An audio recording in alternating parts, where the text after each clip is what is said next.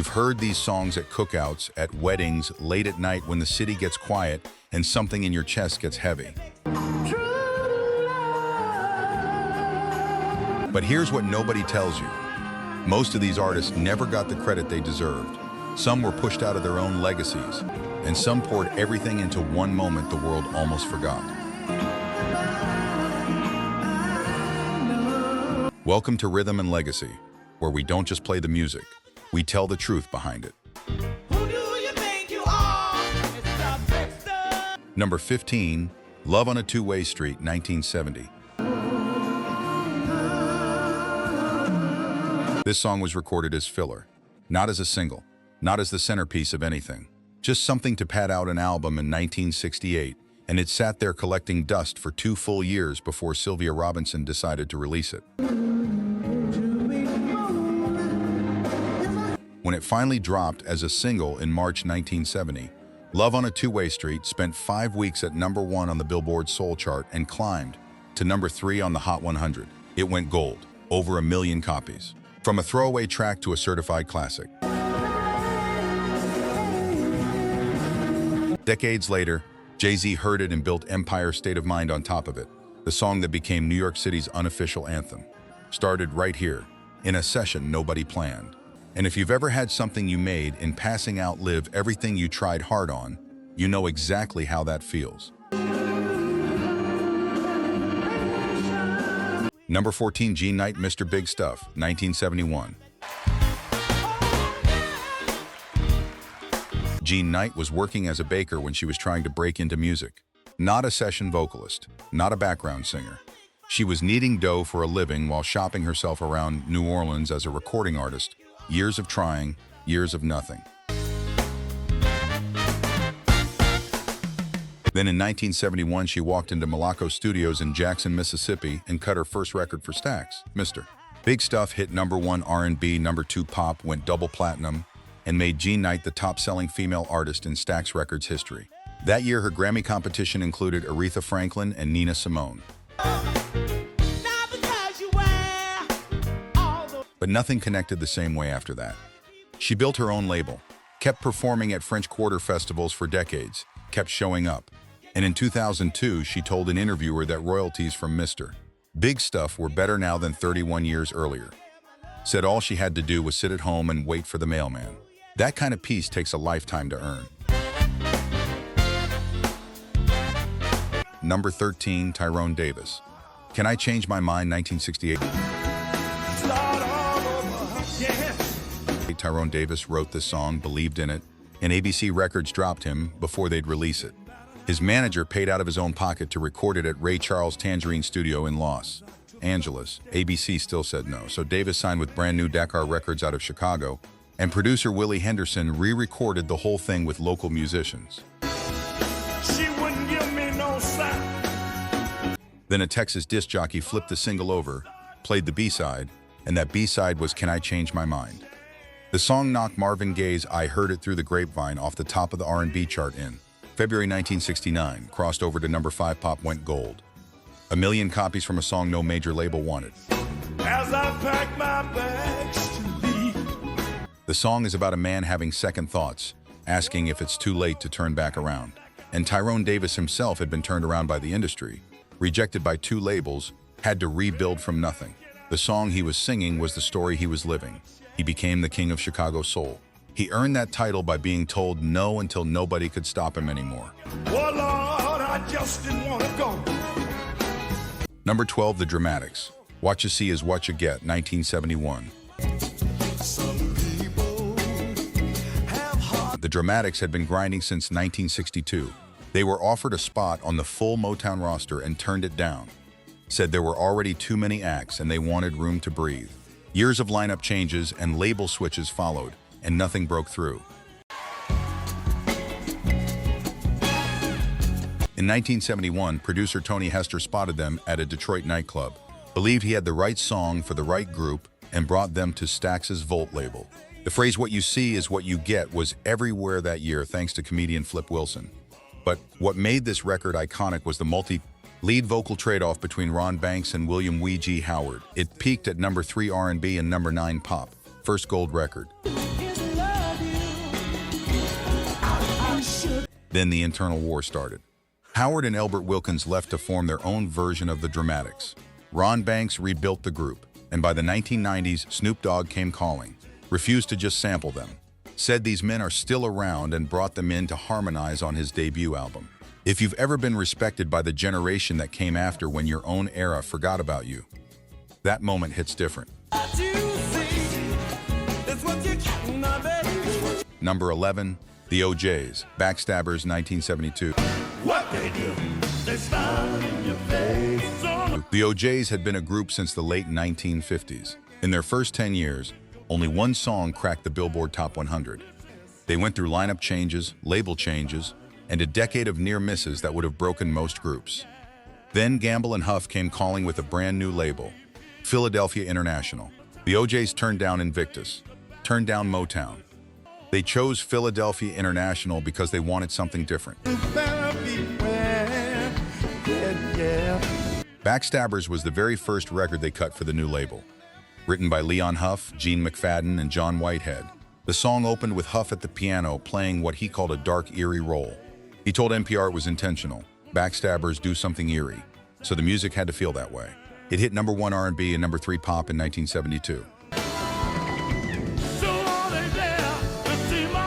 After 15 years and all those near misses, this was the OJ's first recording for Philadelphia International. Not a later track, not a follow-up. The very first thing they cut. Some people spend their whole career chasing a moment like that. These men walked in and found it on day one. Number 10, Harold Melvin and the Blue Notes. If You Don't Know Me By Now, 1972. Teddy Pendergrass was the drummer. When the Blue Notes lead vocalist left, Harold Melvin heard something in the man behind the kit and asked him to step to the front. And this song, If You Don't Know Me By Now, was originally written for LaBelle. Gamble and Huff wrote it for Patti LaBelle's group. LaBelle never recorded it, and it was passed to Harold Melvin and the Blue Notes instead. I know the difference.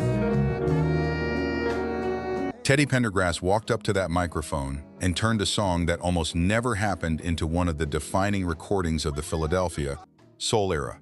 It hit #1 R&B and #3 pop in 1972. So many people thought Teddy's voice was Harold Melvin himself, which Melvin did not appreciate. The man who organized the group for over a decade kept getting overshadowed by the man he put out front. By 1976, they were at war over money and billing. Pendergrass wanted equal credit. Melvin said no. Teddy walked. Simply Red covered this song in 1988 and took it to #1 in 14 countries. The song outlasted the group, outlasted the feud, outlasted the man whose name was on the door, and carried the voice of the man standing behind the drums. Number 9, The Spinners. I'll Be Around, 1972. The Spinners had been signed to Motown since 1963. In 9 years at the label, they were never made a priority. 9 years of being on the roster without being on the front line. When they left for Atlantic Records, they recorded some sessions that went nowhere and looked like they were headed for the pile of forgotten groups. Atlantic sent producer Tom Bell a list of their artists to see if anyone interested him. The Spinners' name was dead last on that list. Bell chose them anyway. Said he'd been listening to them since the early 60s and knew what he could do with their voices. He wrote the music to I'll Be Around in 40 minutes. His usual writing partner, Linda Creed, was out of town, so he knocked on doors until he found Phil Hurt and recruited him on the spot to write the lyrics. Hurt came back the next day with the words. The song was tagged as the B-side. DJs flipped it, spun it straight to #1. That record launched a run that made the Spinners the best-selling male vocal group of the entire 1970s. Second only to the Drifters in Atlantic, Records history. And it started because somebody's name was last on a list, and one producer said that's the one he wanted. Number 8, Billy Paul, Me and Mrs. Jones, 1972. Me and Mrs. Jones. Billy Paul called himself a frustrated jazz singer. He was raised in North Philadelphia with jazz records playing in the house, performing on local radio by age 12, studying at Temple University, playing alongside John Coltrane and Charlie Parker in local clubs, trained, gifted, serious. and the industry kept pushing him towards soul because soul is what sold. Why did you playing a favorite song? When Gamble and Huff signed him to Philadelphia International, they built the song from a bar they used to visit in the basement of their own building. Watching couples, listening to conversations. Me and Mrs.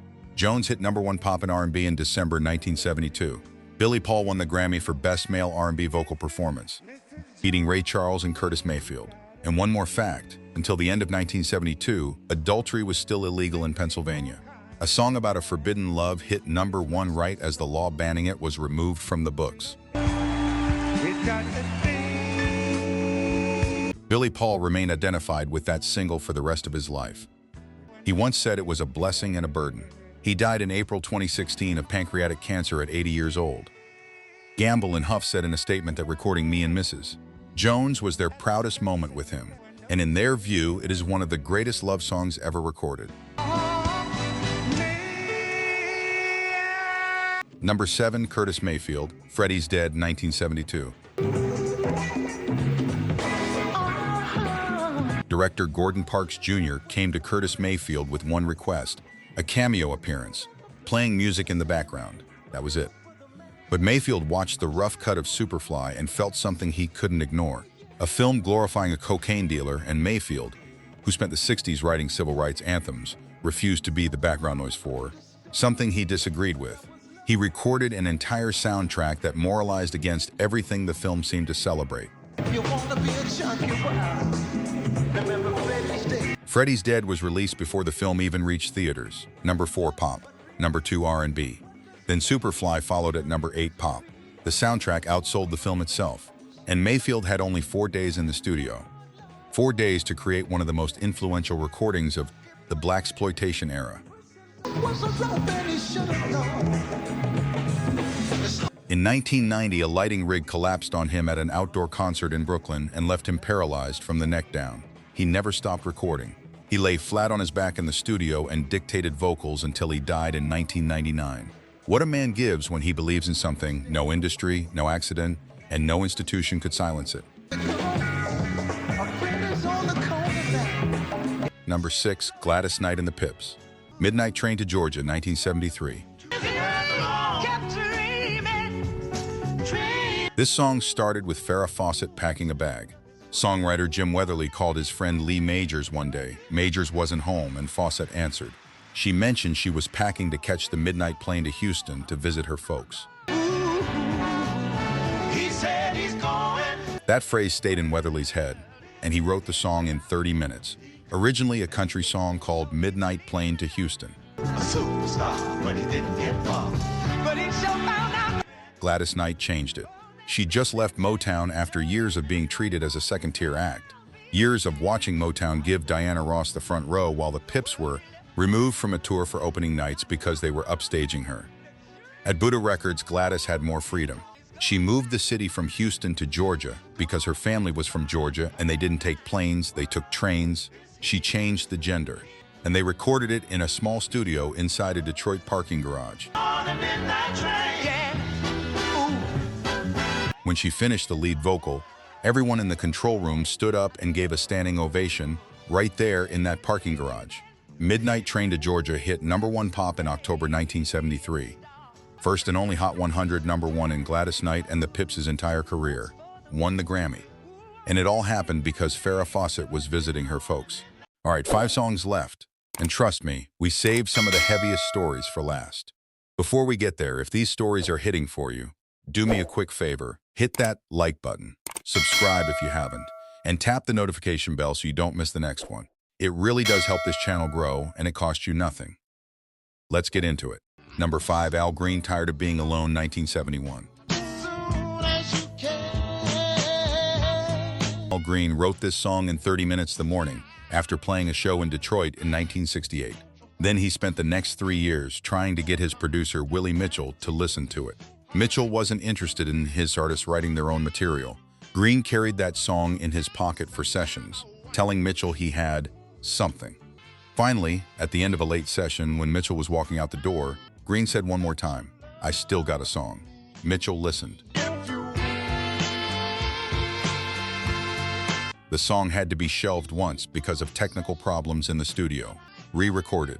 Released as the primary single off his 1971 album, Rolling Stone ranked it number 293 on the 500 greatest songs of all time. It peaked at number 7 R&B and number 11 pop. Mitchell later told biographers the sound was new, tender, ethereal, almost feminine by the standards of the day. It nearly flopped. Mitchell and his team had to hustle hard to break it into major markets. And then in 1974, Al Green's girlfriend burned him with a pan of boiling grits before taking her own life. 2 years later, he walked into the church and never fully walked back out. He became Reverend Al Green. He left behind one of the most complete runs of soul recordings in music history, and at the center of all of it was a song he wrote in 30 minutes and carried in his pocket for 3 years. Number 4, Bobby Womack, Looking for a Love, 1974. Bobby Womack's story starts with Sam Cooke. Cooke discovered him as a teenager, produced his group, the Valentinos, and helped write Lookin' for a Love for them in 1962. Then Cooke was killed in December 1964, and 3 months later, Bobby married Cooke's widow. The R&B world turned its back on him overnight. Radio stations refused to play his records. Doors slammed in every direction. He spent years writing hits for other people. Wilson Pickett had a number 1 with a Bobby Womack song. The Rolling Stones had their first UK number 1 with his It's All Over Now. And Bobby kept fighting. By 1974, he went back to Muscle Shoals, Alabama, and re-recorded Lookin' for a Love, the same song Sam Cooke had produced 12 years earlier. With his own brother's singing background, he almost didn't include it. His musician pushed him to go ahead. It hit number 1 R&B and number 10 pop, his biggest solo moment in over a decade. And that same year, his brother Harry was killed by his girlfriend in a domestic dispute. Bobby had already written a song loosely about Harry called Harry Hippie. He had to perform it as a tribute from then on. Your highest moment and your lowest moment in the same calendar year, that is a weight that doesn't leave easily. Number 3, Teddy Pendergrass, Close the Door, 1978. Baby, I got so much love to give. When Teddy Pendergrass left Harold Melvin in the Blue Notes in 1976, the industry wasn't sure what to do with him. He was the voice on all those records. But the record said Harold Melvin's name. Most people didn't even know who Teddy was, just knew the sound coming out of the speakers. He signed back with Philadelphia International, same Gamble and Huff, same Sigma sound, and his first solo album went platinum immediately. Close the door. No. Then his second album gave the world Close the Door. Written by Gamble and Huff, recorded at Sigma Sound in 1978, 2 weeks at number 1 R&B, Grammy nomination for Best Male R&B Vocal Performance. And then he made history, 5 consecutive platinum albums. The first black male artist ever to accomplish that. He built his ladies-only concerts into a cultural institution, just Teddy, a spotlight, and a room full of women. Girl, it's me and you now. In March 1982, his car went off a Philadelphia road and struck a tree, paralyzed from the chest down at 31 years old. And in July 1985, he came back. Live Aid, Philadelphia, in front of the world, singing from a wheelchair. Teddy Pendergrass died in January 2010 at 59 years old. Every time you hear Close the Door, you are hearing a man who gave every second of his life fully and had no idea how few of those seconds were left. Number 2, Candi Staton, Young Hearts Run Free, 1976. You count up the years and they will be. Candi Staton sat across from producer David Crawford at lunch in Los Angeles, and he asked what was happening in her life. She told him the truth. She was in an abusive relationship she couldn't get out of. Trapped, fearful. She noticed he was taking notes. He looked up and told her, "I'm going to write you a song that's going to last forever." Crawford fasted for 40 days before going into the studio. Said he wanted to be in a more spiritual place before recording. What came out was a song that sounded like a disco anthem on the surface and was a cautionary tale underneath. A woman warning young hearts to run. Free because her own had already been lost. That contradiction is exactly why it hits the way it does. Rolling Stone called it soaring and melancholy. The Guardian said it sounded like it was designed to waft out of radios during the sweltering summer of 1976. It spent a week at #1 on the Hot Soul Singles chart, peaked at #20 on the Billboard Hot 100, and Warner Brothers used it to launch their brand new disco department.